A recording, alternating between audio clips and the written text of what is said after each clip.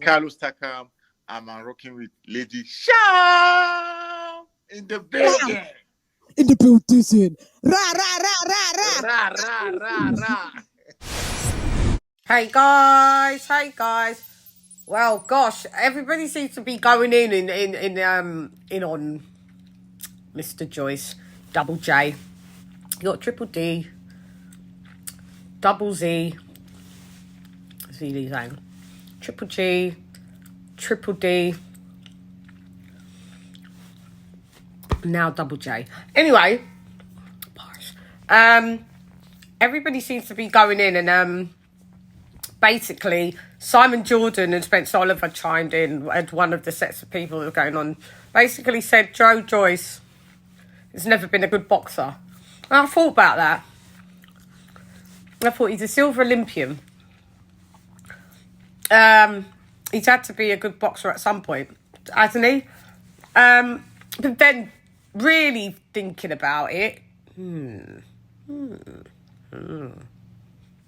here's what Simon Jordan had to say. Stand by. Back now. I didn't think Joe Joyce was going to win a world title. I thought Joyce was worthy of a shot at a world title. Yeah. And when we spoke about it last week, you sort of goldfished on who he was going to win a world title against. You made the claim that he would win a world title, and I said, well, who's he going to beat then? Yeah. And that's where the conversation ran dry. Sure. Because I can't make a case for Joe to beat Tyson Fury. I think Tyson Fury would box his ears off. I think Usyk would do the same. But we all felt that Joe would make them work very hard because of the nature of the two main attributes, which you've alluded to. Right? One is the resolution of his chin, and the other is the engine. Yeah. Right? And eventually, with what we saw on Saturday, we all know that Joe Joyce is not a brilliant boxer. We know that Joe Joyce has this remarkable two-component parts of it. I guess we can agree, when I think about it, that Joe Joyce, is he a phenomenal boxer? No. He came into the sport. He's done well for coming into the sport mad late. As a rugby player, former rugby player, he does capoeira. And he come in the sport, turned pro, I think, at about 22. He is now 37, en route to being 38. Achieving a silver gold medal, a very accomplished sportsman. I haven't seen him do that capoeira flick for the last couple of fights. I wonder if he can't do that anymore. Coming in very light. Yeah, well, he didn't win any. There's no point doing the flip, with his eye hurting and all that. I have to think, Joe Joyce ain't really a fundamentally sound boxer. He's not. He's always been a lack of defence and having his bone density's been the lead. His face has been defence. Let's just have it right. His face has been defence. And, chipping away. We saw Carlos Takam rock Joe Joyce with them overhand rights. Continuous overhand rights. And I saw Joe Joyce noticeably rock. And then you'd have to think to yourself, yeah, it made sense if the Gilets Jaunes hit him. The big bang was gonna have a big bang. It's gonna have a big effect. After a while, that granite it corrodes, and the corrosion is in the building.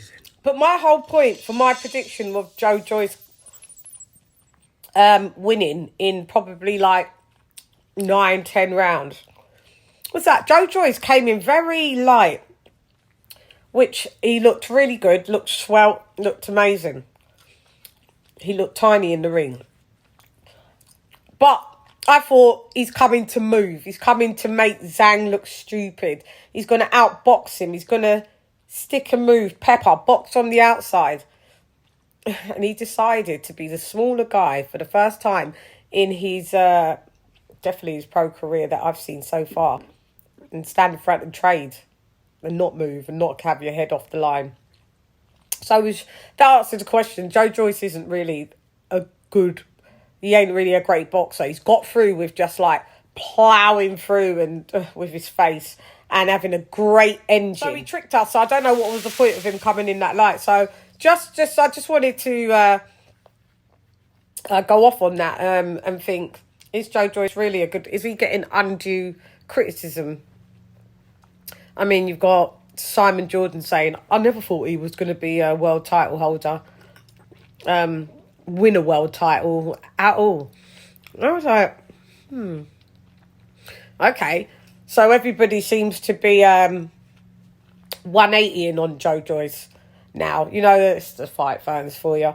You're only as good as your last fight. We will have to critique and, you know, break down what we saw, and we will be doing that tonight on the weekly wrap-up show, chiming at 10:30 UK and 5:30 Eastern Standard. But yeah, I just wanted to try and act from me to you, from you to me. EU dares, Rodders, EU dares. Are people being unfair to the juggernaut?